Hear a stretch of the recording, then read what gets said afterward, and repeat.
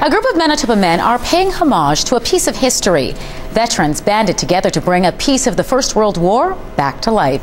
And as CTV's Rajiv Deer shows you, they called on the creative powers of a very handy 89-year-old man who has a penchant for turning scrap metal into working classics.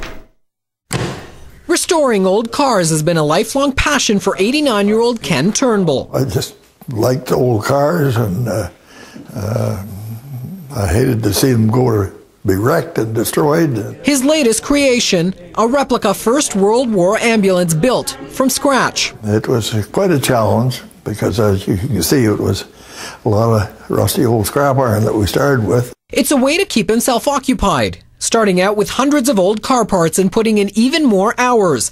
Turnbull worked for 9 months without blueprints, all for a friend. He seems to remember I asked him to build it. I don't ever remember. Rick Vanderpool delivered all the parts. He wanted a little piece of history to show off at public events. It's licensed, registered, and after a blessing, all ready for its inaugural spin.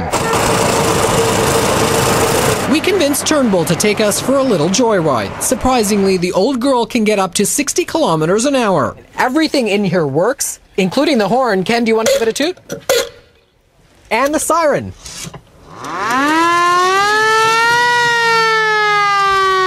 Stretchers, a replica steering wheel, even the paint job. It's like touching history.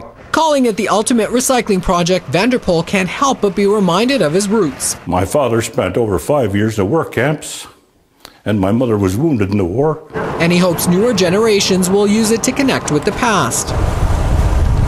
After one final spin, it's time to say goodbye. But it's all worth it because Turnbull says he's left with something much more meaningful. I've made so many friends. Most of these guys here today I just met through this job. The ambulance makes its public debut at the annual parade in Treherne at the end of June. Rajiv Deer, CTV News, Treherne.